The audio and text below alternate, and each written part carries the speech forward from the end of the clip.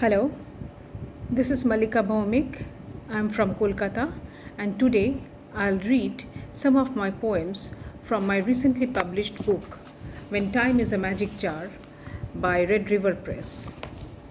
The first poem that I'll read for you is titled Closure.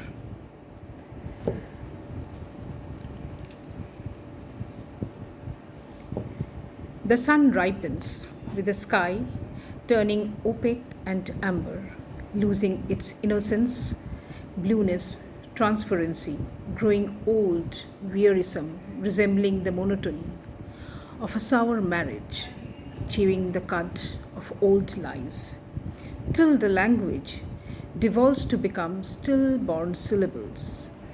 The day, with its usual cacophony, blows across the face like a desert wind.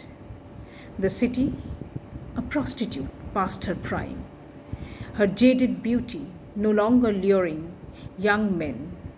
Songs of abandonment float across the muddy waters of the Hooghly.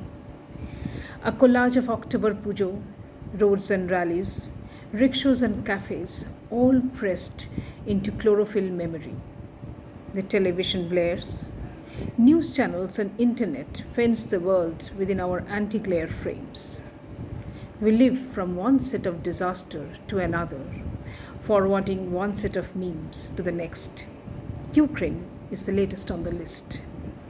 Empty eye sockets peer out of skeletal buildings, cold deserted streets, ghost towns breathing out tales of horror.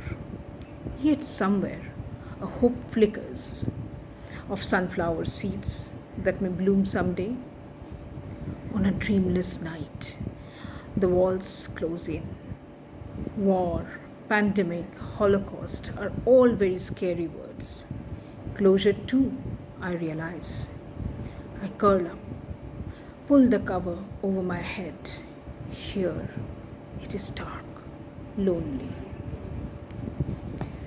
Now the second poem, A Ritual of Tea. This is a relatively shorter poem. Tea is a verb for us, a doing word. That's how I teach my younger students. The first cup and our vocabulary sprouts, filling up the awkward spaces of inertia, creating conversation over this and that, charting the course of a day for two people, boring, monotonous, who in their midlife have nothing more to share.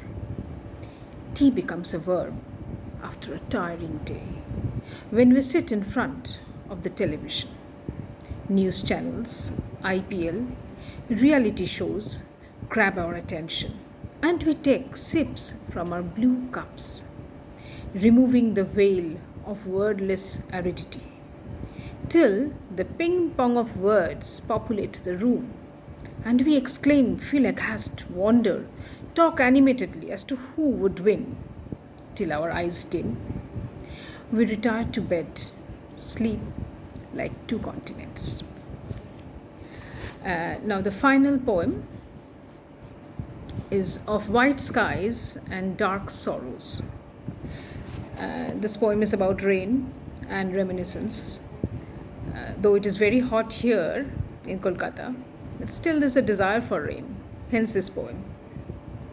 On days like this, when the weather forecast's prediction deflects and moves over to a neighboring land, leaving behind sheets of rain, the morning turns lazy, curled up in home, watching the greens in the veranda become lustrous, shiny, crystal drops hanging from their tips, bearing the weight of loss of a world that is always on a move. A whole day stretches and yawns, doodles haphazardly, dark lines on white paper.